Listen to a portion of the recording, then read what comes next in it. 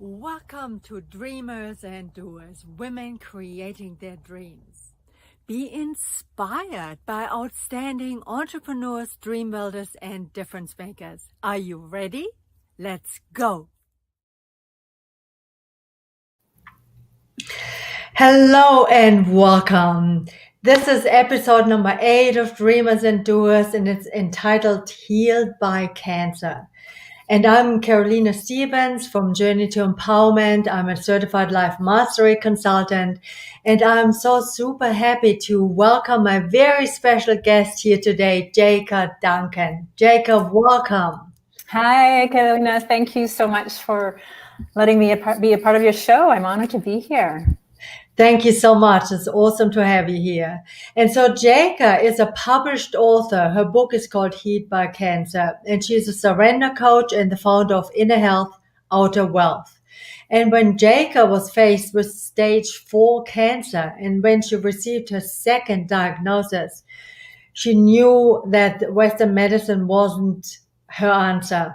Mm-hmm. So let's find out in this episode how she found her answers. And so, my first question to you, Jayka, what do you even do with a diagnosis like this? I mean, what happens inside of you, and how did you handle this? Well, just to backtrack a little bit, I was diagnosed for the first time in 2007 at the age of 38, and I chose Western medicine because I really was not necessarily empowered enough, I suppose, to make my own choices, my own decisions. And so when it was breast cancer, and so when the tumor was found in my breast, I basically just blindly followed whatever all the oncologists and the radiologists and all the different medical, the surgeon, what they suggested. And after I was finished, and I did it all, I did the surgery, chemo, radiation, and hormone therapy. When I was finished, I decided I was going to do whatever it took to not ever go through that again. The chemotherapy in particular, as you can imagine, was very difficult. And so I promised myself that I would never, ever choose that again if I ever did end up being diagnosed with cancer again. So for the next 10 years, I did a lot of soul searching, and I went to lots of different retreats. I read a lot of books, a lot of self-help books, and was becoming more and more empowered. And part of that empowerment was that I was becoming more and more connected to my intuition and listening to my intuition. And I was starting to trust it. Not 100%, not even close, but I was starting to. And so then in December of 2016, I did find out that the cancer had come back. And you asked me what that felt like. Well, let me tell you, I was so angry that I remember sitting in the doctor's office, just a small little office. And there was I was crying at first, and the doctor handed me a Kleenex box, and I took one Kleenex and I whipped that box across the room, which is not necessarily, I'm a pretty easygoing, calm kind of person. I'm not, and she jumped, and I was just so angry because I thought, haven't I done enough? I've done everything. I'm fit and I eat healthy, and I had done a bunch of, emotional work on myself, and still I ended up with cancer. So there was anger and fear, both is what I felt. Yeah. Oh my gosh, I can't even imagine what it would be like, because you get confronted with your mortality, your life's at stake, right? Yeah, absolutely. Absolutely. And at the time they said it was just breast cancer. There were some red flags in my reproductive area. So I went to a specialist, and he wanted to do a biopsy. And so this was about probably 2 months after I was diagnosed with the breast cancer. I had a biopsy, which is how I found out I had the breast cancer. But in that 2 months, I had learned that a biopsy can actually cause the cancer to spread. And so when I said to the specialist, I don't want to have a biopsy. I'm worried that if it is cancerous, that it's going to spread. And he's like, oh, no, you don't have to worry about that. And so anyhow, I didn't choose to have the biopsy. And I said to him, I, at that point, had already decided I'm going to choose holistic, because intuitively I knew that Western medicine was not the answer for me. And I do want to say that I'm not against Western medicine. For me, I knew Western medicine wasn't the choice. Other people, I, as a coach, will always encourage them to follow what feels right for them. It didn't feel right for me. So I had said to the specialist, if it is cancerous, then, and I'm healing myself holistically, that's part of the whole, and I will heal that too. And I can be at peace with not knowing. And so it wasn't until a year and a half later that symptoms starting to show that it was in fact cancer. And then I was hooked up to I forget what the machine is called, but it's like a quantum energy type of machine. And I didn't say anything about anything. I just wanted to see what showed up. And it showed up that there was cancer there. And I had known it. But one of my games was denial. That was my game. Yeah. And at that point, in October 2018, so almost 2 years after the initial diagnosis, is when that game of denial came crashing down around me. And I remember we were traveling through Asia. So I was in Kuala Lumpur at the time in Malaysia when I got the news. And I just sat there. I was numb. And all of the fear and the mortality, of getting in touch with my own mortality. And I just remember sitting there thinking, I don't know what else to do. Because in that almost 2 years, I had tried everything under the sun holistically. You name it, and I probably tried it. Wow. And there's so many modalities out there. And I gave it 110%. And it wasn't until that moment that I finally said, I don't know what to do anymore. Show me. And it was kind of in a meditative state. And there was, in that instant, I felt kind of this calmness come over me. And all of a sudden, it was like the light bulb came on. You get it when you get it. Because up until that point, I had heard about surrendering, didn't have a clue what the heck that meant. And it was in that moment that I was like, this is what that is. I felt it. I felt it. And it was literally me getting out of my own way and stop doing, because that almost 2 years was just going, like I said, 110%, hair straight back, go, go, go. And I finally realized I need to stop. And I need to just be with what's there, everything I have suppressed, and let grace, my intuition, guide me. And that's when the real healing journey started. Wow. Yeah. Wow. Isn't it amazing that often we get pushed, or we get ourselves to that very point where we've exhausted all possibilities, and that's when we then finally are ready to let go of thinking we can do it by ourselves, right? Well, and what I realized was, first off, I had always been a doer, a workaholic, over-exerciser, go, go, go personality. And I used to say I can run circles around people half my age, and I was proud of that. And I saw nothing wrong with that. And so I basically attacked my healing regime in that same energy of just go, go, go. And I was exhausting myself. I was absolutely exhausting myself. On top of that, I had something to prove. I was going to prove to the Western doctors who were the naysayers, and I was going to prove to the world that I could do this. And no pressure, hey? Right? Exactly. And so I realized in that moment in Kuala Lumpur that it's not necessarily what you do, it's the energy with which you do it. And so this need to prove myself, well, that's full on ego, right? Where does that come from? Why do I feel the need to prove myself? Because innately I was feeling unworthy, right? And this drivenness that I had been my entire life, what was that? You know, it was exhausting my body. It wasn't healing my body. It was exhausting it.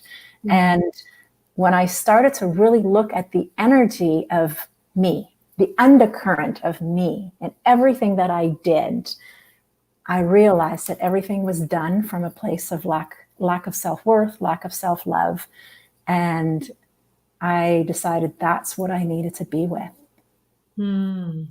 Yeah. And that was my ticket to freedom, so to speak. Yeah. It was that inner journey. Wow, and yeah, the undercurrents, we all have them, right? We all have undercurrents, and often we get away with it because we run circles around people and we are high achievers and we, you know, we can show up and yeah. But then when we hit, you know, we get this wake up call, that's when we really, yeah. Yeah. Well, and I had always led a quote unquote healthy lifestyle. I was, you know, I ran marathons. I ate incredibly healthy. I still am in a beautiful marriage, 2 beautiful children. And I was doing everything quote unquote right. And yet I ended up with cancer twice before the age of 50. And so I knew that there had to be an emotional component to it. And I realized, okay, why am I exercising so much? What's the undercurrent of that? And when I really investigated that and put the microscope on that, I realized that there was fear there. Fear of gaining weight, fear of not being fit, fear of not being, you know, which would mean that I would then not be lovable. I realized that everything came from this fear of rejection, really. And really what fear of rejection is basically I was saying to the world, please love me. And I will do whatever it takes for you to love me. And I think a lot of people can relate to that, right? The people pleasers. And so I over-exercised. I was incredibly controlling with the food that I ate because I was so worried about gaining weight. I actually had an eating disorder for 20 years that I had stopped in 2007 when I was initially diagnosed. And then I never ever got to the root cause of why I had spent 20 years being bulimic. And so it wasn't until about 3 years ago that I decided, okay, I need to get to the core of that. Why did I struggle with an eating disorder? And it all led to lack of self-love, lack of self-worth. Yeah. It was a really interesting journey, a difficult journey. Yeah, you must have had, you know, the dark night of the soul. There must have been moments of. Definitely. You know, it's interesting because as I mentioned earlier, we were traveling through Asia because it had been a dream of ours to travel the world. So we spent 15 months traveling the world, and I didn't know if I was going to heal my body of cancer. And I have used plant medicine as well in my journey. And so it was in a plant medicine ceremony where my soul spoke to me and said, do not let cancer stop you from living your dreams. And the dream was to travel. And I remember thinking, oh my gosh, okay, but we can't afford it. I had spent tens of thousands of dollars on all these holistic modalities to try and heal my body. And the answer was sell your house, sell everything, become minimalist. And I got so excited. And so we did exactly that. We sold our house. We got rid of all of our stuff, like 95% of our stuff, started traveling February 6th, 2018. And we were in Mexico, Europe, and then in Asia for 8.5 months. And so in Asia, we were in Indonesia and in Thailand and in Vietnam, like stunning places. We were in paradise. And I was going through the dark night of the soul. in paradise. And I remember a dear friend of mine used to say, I think it was her mom that always said it, everywhere I go, there I am. Mm. And I would wander on the beaches and through the jungles and look at the absolute magnificent nature and just be a mess, a total mess. Yeah. Yeah. And first of all, I want to acknowledge you. I mean, that's phenomenal courage. You're listening to your intuition that tells you to travel, and you live your dream, and you just pack up your house and you sell it. I mean, Mm-hmm. amazing. That's really such a bold step and so much courage there. Well, and it helped that I came home after that, after having that beautiful conversation with my soul. I came home and I said to my husband, this is what came through, and I have not been so excited in years. Are you ready? And he looked at me, and him and I have been together since 1988. So we've been, for a long time. And he said to me, and he goes, am I ready? I've been waiting for you for 30 years. Oh my gosh. And so it was brilliant. And also the timing, because our youngest was just in the process of leaving home. So we were brand new empty nesters. And so both of us, and let me tell you, there were definitely many moments of doubt and fear, like, oh my God, what are we doing? There was a few members of my family, my father being one of them, who absolutely thought how irresponsible this was. And we're just going to blow all of our retirement money, essentially, when we're not retirement age. But I just felt so strong for us to do this. And it changed our life. It really did. Wow. Yeah.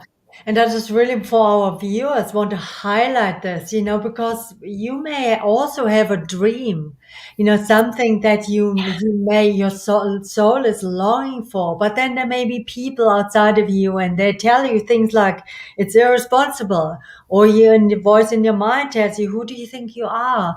Yeah. And of course, fear and doubt comes up, but we don't let it stop us, right, Jayka? That's right. That's right. A big part of my practice coaching people is that exactly. Of course, the doubt is going to come up and the fears are going to come up. We are human. And we were stepping in the unknown in the biggest way possible.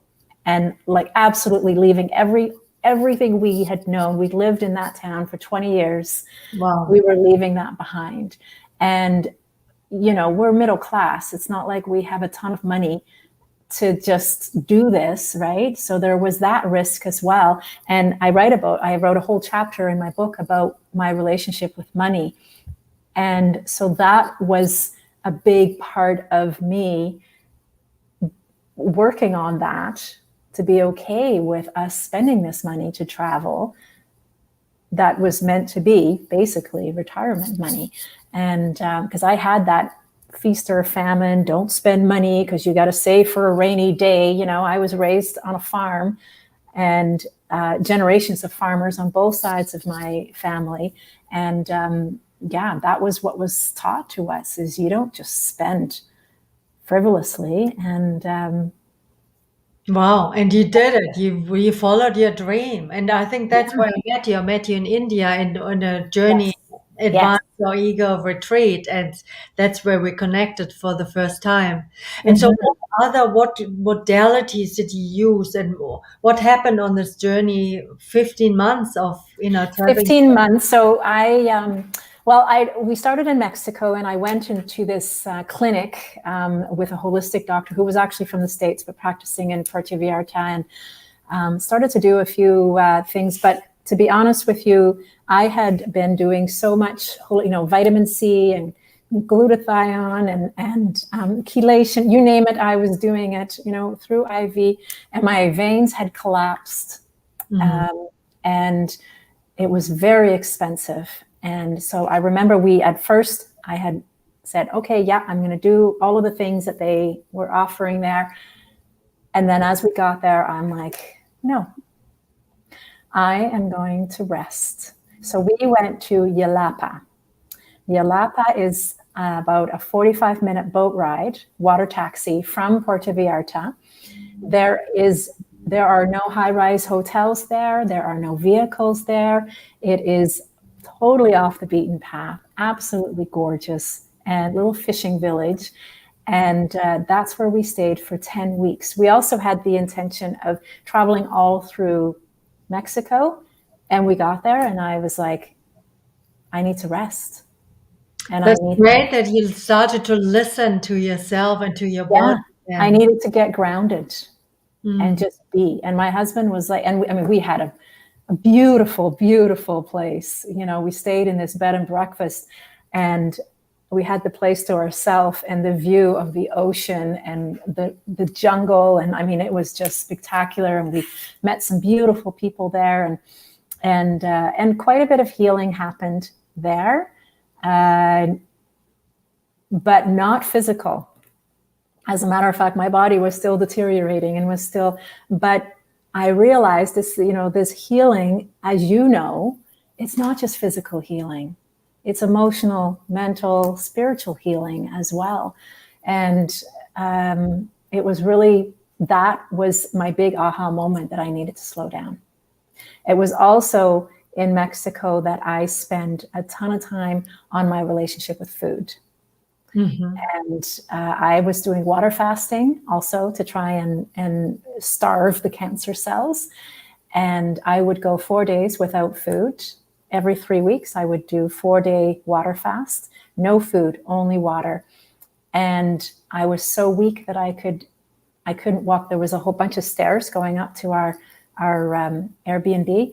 I couldn't walk the stairs. I was so exhausted, so weak. And again, that little voice in my head said, stop.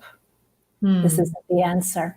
And again, I'm not saying that water fasting isn't healthy for people, but for someone who had struggled with an eating disorder for 20 years, even though I stopped being bulimic in 2007, my relationship with food after 2007 still was not healthy. And so when I started this four-day water fast every 3 weeks, and I did this for 6 months or 7 months, all of these old, so it was perfect, actually. It really was. It was perfect. Brought everything up to the surface. Brought everything up to the surface because I got so skinny and I loved it. And I started to have all these sick thoughts again about, being skinny and being and just really unhealthy stuff. And I remember being the observer of me, really thinking, holy cow, I have slid down that slippery slope and here I am. And so that was Mexico for 10 weeks, was me just holding space for myself and being okay. So then I stopped water fasting altogether. And what happens often is when you've starved yourself, you start eating, well, you can't stop. So then I started eating, and I started gaining, and I got heavier than I'd been in a long time, which still wasn't super heavy. But of course, to me, that was scary. And so that was Mexico, was being with that aspect of me. Because my whole journey that I write about in the book too, it wasn't just one thing. It was my relationship with food. It was my relationship with money. It was my relationship around work and being a workaholic and high expectations of myself. My relationship with my father. My relationship with me. I mean, in the end, it was all about my relationship with me and me as a woman.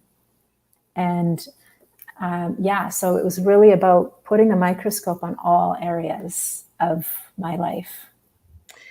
Well, I really appreciate you sharing so vulnerably, because I can imagine so many women and so many viewers and myself too. We can relate. You know, we all have those things going, some of the undercurrents, but don't necessarily put the microscope on those areas unless we really have to. Yes. Right? Yeah, well, I mean, I know it's a cliche, but I always say cancer has been a gift, because if it wasn't for the cancer, I wouldn't have put the microscope on myself. My MO was avoidance. Don't want to deal with it.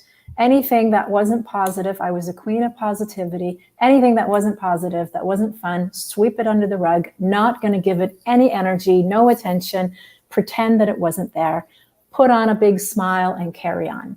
And I've said this often, but if anyone had asked me 5, 6, 10 years ago, how happy are you on a scale of 0 to 10, I probably would have said, oh, I'm like an 8, probably, right? I'm happy. I'm, and I feel blessed, and life is pretty good. And then I realized, okay, all of the stuff that I was sweeping under the rug didn't mean it went anywhere. What it really was doing, it was lowering the vibration of my body. All these the heavy stuff, the negative stuff was festering in my body, which eventually created cancer in my body. And for someone else, it could be heart disease, it could be obesity, it could be MS or ALS, whatever it may be, right? For me, it was cancer. Yeah. And had I not been diagnosed with cancer again, I would have probably continued on quite happily. Just, don't want to deal with that, carry on. And I know that because of cancer, I have evolved leaps and bounds. Wow. What a beautiful way to look at it as a gift, and see it as a way to help you to evolve. Because I believe that's all our challenges, that's what they're about. They're meant to help us evolve. And if we don't, we get the tap on the shoulder, and then if we don't listen, the 2x4 or the Mack truck. Yeah. But, no, absolutely. And that's why I call my book Healed by Cancer. It's amazing when you read it. When I first heard it, I went like, "Oh, it's just jarring," because you never, think of cancer that way. Right. No, it was cancer that was that 2x4, the side of my head. It was no longer a tap on the shoulder. That forced me to look at all aspects of my life and start the healing journey. And in the book, I talk about how I went from blissfully unaware, and I was, like I said, 8 out of 10, pretty blissful. And then that dark night in the soul was like that time of being painfully aware. Yeah. Right. And then at the other end of it, it was blissfully aware. And the bliss in blissfully unaware and the bliss in blissfully aware, there is no comparison. Right? There really isn't. The blissfully unaware was more at an egoic level, where the blissfully aware was where I was really connected to grace and looking through the eyes of love and compassion for myself. And as a result of that, because in the end, what I realized is that love healed me. In the end, I realized that when I looked at everything in my life, and I had some pretty major father issues. So my father kind of showed up everywhere. And there had been a lot of victim energy in me over the years, blaming him. He was a bully, and we didn't speak for 10 years. And he was narcissistic. And then I realized my father wasn't the issue. I didn't love myself. Wow. Right? And it was in India where I met you that I remember at the first week or so of that retreat, I describe it as being in quicksand, and I was floundering, and I didn't know who I was anymore. And by the end of that retreat, I remember thinking, wow, I don't know who I am anymore. Right? And it was obviously the same thing, completely different perspective. I was excited. I was like, oh my gosh, I finally have started to let go of the Jayka identity. Yeah. And the ego identity. Yeah. yeah, that's not who I am. That's a role that I'm playing, a character, and in my show, I suppose. But I started to finally, yeah, I was excited. I don't know who I am anymore. And there was such tenderness and gentleness that I felt for me. And the only thing that I can describe that is when you look at a brand new little baby, and when you're, it just melts your heart when you're with a little baby. And I felt that for myself. And that was about 6 weeks after. So I had been full on in the trenches of just really allowing myself to feel everything that I had swept under the proverbial rug. Wow. And that was kind of like the crescendo in India. And I don't know if I was healed then or not, because it wasn't until February that I had a whole bunch of tests done. And they said to me, there is no active cancer in your body. Wow. Wow. And I just about fell off my chair, because the thing is that I had actually surrendered and let go of my fear of dying from cancer. And I was totally at peace with it, because I'm like, I don't die anyway. The truth of who I am is eternal. And so it's the death of my physical body, my personality, but that's it. And so I was completely at peace with it. And I realized that when you let go of the fear of dying, then you are truly living. Right? And so every time that I let go of more fear, I raised my vibration a little higher, a little higher, a little higher. And eventually it was at that place where healing was able to happen in my body. And I became vibrantly healthy. Yeah, where you were, where this light that you are could just manifest freely. There were no more blocks and toxic emotions in the way. And so, yeah, Yeah, that's so beautiful. I can see it in your eyes. I can see that. And isn't that amazing that it's self-love and love that heals, and that you surrendered the fear of death, and that you're actually okay with dying because you healed on a much deeper level, you know. yes. And that's when then the body healed too. When you didn't need to, you weren't clinging onto it, and you were Letting go. yeah. Letting go, surrendering. And at that point, I still had thyroid issues. I also had colon issues. So I wasn't completely out of the woods yet. There was still definitely some stuff going on. But that was when I was really like, all right, what's next? I got this, right? Yeah. And because up until that point, I had no idea I was healing my body. As a matter of fact, I was exhausted. Beyond, like the fatigue, the extreme fatigue that I was feeling had me assuming that I was getting sicker and sicker. And the opposite was true. It apparently takes a lot of energy for your body to heal, compounded by the fact that I had been living with cancer for 2 years. So that fatigues as well. So I had more or less assumed that the cancer was gaining ground. So I literally was so surprised when I got the news that you are cancer-free. Yeah.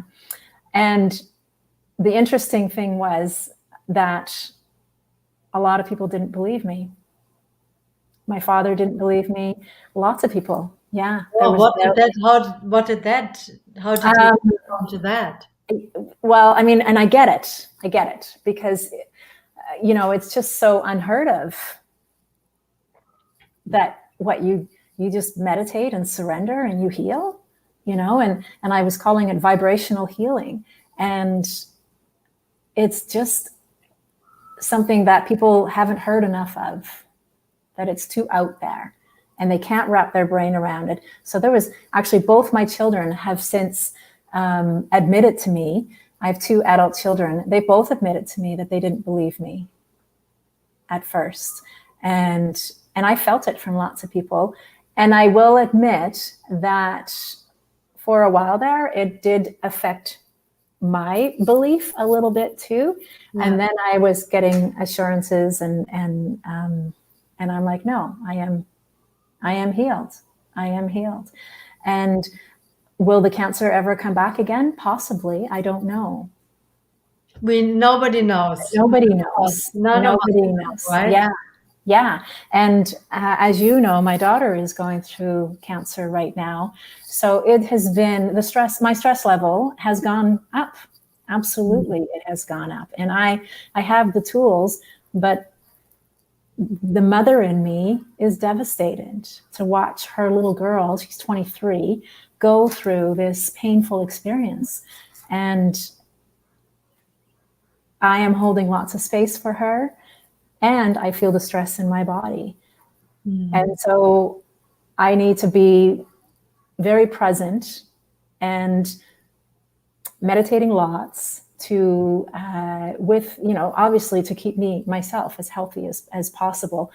And it will be what it will be, and to surrender and be at peace with whatever comes. As a matter of fact, I had some blood work done a couple of days ago. There is a possibility that my thyroid is acting up again. And I'm very disappointed, obviously. I'm like, I was so happy for almost 2 years. I've been off the meds, and it's okay. It's okay. The thyroid is, it is stress. It's related to stress. And I am experiencing a lot more stress than I was before, worrying about my daughter and being her caregiver. And so I don't see it as a step backwards. It just is now part of my journey again, that my thyroid is needing some more love and attention. And I'm still looking at this journey that my daughter's going through as very healing as well. Wow. It's so amazing to see you, because I'm a mom as well, and so my heart goes out to you, and holding space for healing. And I can't even imagine what that would be like, and I see you so with so much grace, and you're honoring the human part of you, that of course there's all sorts of emotions that come up, and the stress and worry. But then also you've learned to connect to this deeper part inside of you, where you're willing to surrender to even the greatest degree, which is so inspiring. And actually, for our viewers, if you have any questions for Jayka, please put it in the comments. I'm sure Jayka would be happy to Absolutely. any questions. And so when did you end up writing the book? Do you have the cover? Do you have the book here? Because I've only got the... Oh gosh. Can I run and grab it? I've got the PDF. I should have grabbed it. Hang on. I'll go get it. One sec. Isn't Jayka amazing? Isn't she so inspiring? How she takes, and my mentor, Mary Morrissey, says that the conditions of our life are the curriculum for our evolution. And it's so inspiring to see Jayka taking it exactly like this. And even now with the thyroid, there's another spiral of upward evolution that's happening, And so please share your book with us, Jayka. Yes, here it is, Healed by Cancer. So we arrived back in Canada after our 15 months of traveling in May of 2019. And I had actually tried, lots of people had said to me, you should write a book about your experience. And I had tried a couple of times, and within a couple of days, it just went flat. And then I was in Ontario, Canada, visiting a friend, and she had just written a chapter in a book. She had co-authored a book with like 20 other authors. And she said to me, Jayka, there's quite a few opportunities of co-authoring. Why don't you just write a chapter or 2 chapters, And I was like, oh, I could do that. And I started writing, and what it did is it took the pressure off me, because I was overwhelmed about the idea of writing a whole book. And I was like, okay, I'll just write a chapter or 2. And I started writing, and I realized very soon after that I'm way too long-winded. And it more or less wrote itself. I wrote 2-3 hours a day from May until about August. It wrote itself. quite a few times, actually, Grace, my higher self, she speaks to me. I have had some beautiful messages from her. And there was a few times that the message that would come through for me to write about certain things. You've read my book. And so I had secrets, and secrets will eat you up. And so I had surrendered, come at peace. There was shame, there was guilt, fear attached to these secrets. And I was at peace with it, and I had surrendered it. This was taking it to the next step. And my higher self, Grace, said, write about it in the book. And I was like, no. Nobody needs to know about these secrets. I'm good. Write about it. Now, I had made a pact with myself a couple of years prior that when Grace says jump, I ask how high. Wow. So there's another surrendering. Whatever came through, I would trust, no matter how uncomfortable it would make me feel. And I was squirming. And so there was a few different things written in the book that I had no intention of writing. And then in August, I had, I guess, what they call a writer's block. So I thought, okay, that's fine. And I started my business, Inner Health, Outer Wealth, put all my kind of focus on that. And then in December of 2019, I decided, maybe I'll try writing a little bit. And I spent 5 days almost nonstop writing. My husband was dropping off lunch and dinner, and I was getting outside walking the dogs, and we were dog sitting and house sitting at the time. And at the end of I think it was day 5 or day 6, I wrote the last sentence and I said, okay, it's done. And I knew it was done. And when I went back and read the book, there was a few times that I was like, wow, I wrote this. Wow, that's so cool. It flowed through me really quite easily. And and then it came. Yeah, sorry. I read the book and I highly recommend it. And I really, it's very raw at times, right? You don't sugarcoat anything, and you're willing to really expose what was going on and your healing process, which is not always pretty. It's messy at times, and you're really willing. But I think that's why it's such a healing book to read for other people too, because it helps to get us in touch with our stuff that may be hidden beneath the surface, and bring it up and start to process it and let it go. And so, and what I've realized is we're more alike than we are different. And the amount of people that have reached out to me and told me their secrets, right? I mean, I had secrets around my sexuality, around theft, around, the food, relationship with food. And it opened up the door for people. Beautiful. Yeah, it opened up the doors. What I realized, it was a little bit of that, I am that too, right? Yeah. And I thought, so that's when I realized, okay, I'm so glad that it came through for me to write about these secrets, because that turned out to be a very powerful part of the book. Because people, so often, and this was me as well, it was all about perfection.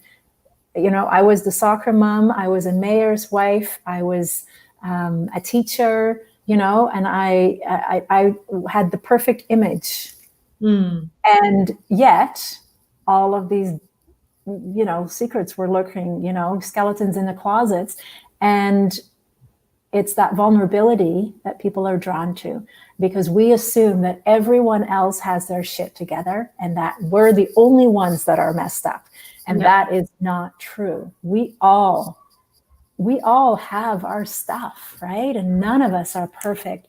And so I think being willing to be vulnerable is actually a really powerful way of being. And it takes courage, because the people pleaser in me, after the book came out, I was stressed because people who have known me for decades were going to read about, the people in my hometown. And I lived in a town of 10,000, so small, right? Everybody knows everybody. And when you're the mayor's wife, well, everybody kind of knows you. And it took me a while. And I finally my son said to me, Mom, you need to surrender. Because every time someone comes up to you to say, hey, I wrote your book, he goes, you just like freeze up. because I'm like, oh my God, she now knows my secrets. Oh my God, what is she thinking about me, right? And so I finally thought, okay, I'm going to surrender. And I sat with it in meditation. And the way I surrender it, as I looked at the worst case scenario, what would be the worst case scenario in my town? That every single person in town has read my book and they hate it. And so I had this visualization in my meditation where everybody was standing in my front yard and I was on the step and they were all booing me and, hating my book and angry with me. And I received. I stood there in my meditation and I received. And that is how I was able to be with that and realizing it doesn't matter what other people think. It matters what I think of me. And of course, I have not had a single person come to me and say how much they hated my book or have criticized me or have, because it's all in your head. It's all in your head. So when I was at peace with the worst case scenario, it completely let go. And I was able to chat with people about the book and no longer be uncomfortable about it. That's such a beautiful piece of wisdom and a great gold nugget you're leaving us with. First of all, the vulnerability piece, that we're vulnerable. We also open the door for other people to be vulnerable. And then also that this tool to imagine our worst case scenario. And if we can deal with that, then, we're home free. So, yeah. And that worst case scenario is just in your head anyway. Exactly. Yeah. So Jayka, just to bring that in for landing. So talk a little bit about your coaching, or do you have an offer? I do actually. So thank you for giving me this opportunity. So I am a coach, a surrender coach. I work one-on-one with clients, but I also do group sessions. And so I've had a couple of group series, surrender series already earlier this year. And the next one starts on April 11th. And anyone who is interested in being part of this can go to my website, innerhealthouterwealth.com, or maybe we can put it in comments as well. It's actually on that banner that's going across the screen. So. Yes. Okay. And they can sign up. There are some reviews of people who have been part of the surrender series before and their take on it. And really, the surrender series is a 6-week series every Sunday at 11 a.m. Pacific time. And it's where I coach, I teach, I hold space for, I encourage, I hold you accountable. And what I've learned in, the way that humans are is even when we know what to do, we often don't do what we know. Right. And so being part of a group and that accountability and that camaraderie with the other members, it keeps you motivated.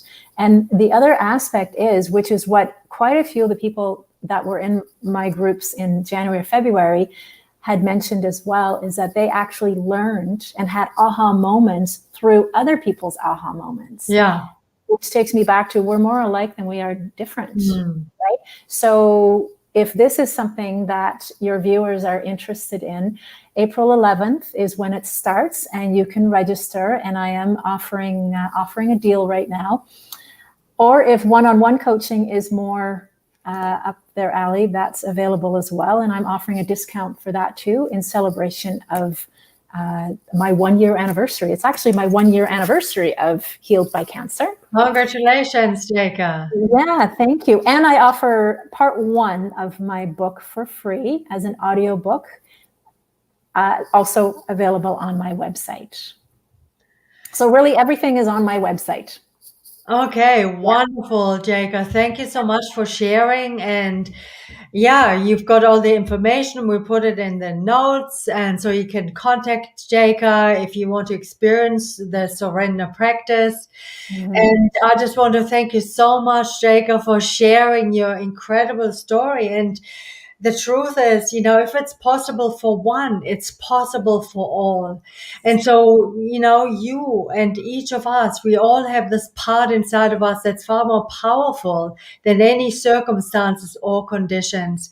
And, and we can tap into this part and in that way overcome, like Jayka, overcome stage 4 cancer, overcome, money problems, overcome relationship problems. So you can create a life that you absolutely love living, and you can create your dream. You have it in you. Absolutely. It's about tuning in and then trusting. Trusting. That's a big component, right? Trusting your inner guidance, and the sky's the limit, but there isn't even a limit, right? The possibilities are endless. Yeah. What a beautiful way to finish, Jayka. And I'm so grateful Thank you. that you're here, and I'm sure everybody, all of our viewers, enjoyed all your wisdom and sharing, and all the best for your Surrender series. Thank you, Karoline. I really appreciate you sharing your platform with me. And if anyone would like to get a hold of me, you can email me as well. Find me on Facebook, Jayka Duncan. I love to get in touch with people. Yeah. All right. Instagram too, right? Instagram. Yeah. I have a Facebook group called Surrender Your Ticket to Freedom. So if people are interested, they can join my Facebook group. I'm pretty active in that. So there's all kinds of places you can find me. Yes. Okay. And I have a YouTube channel as well with lots of videos. I think there's about 60 videos on there at this point. So yes. Wonderful. What beautiful service you're doing, first to yourself, and now you can share it with us all. So thank you so much again, Jayka, and everybody, all of our listeners, take care, and hope to see you again next week for another amazing episode of Dreamers and Doers.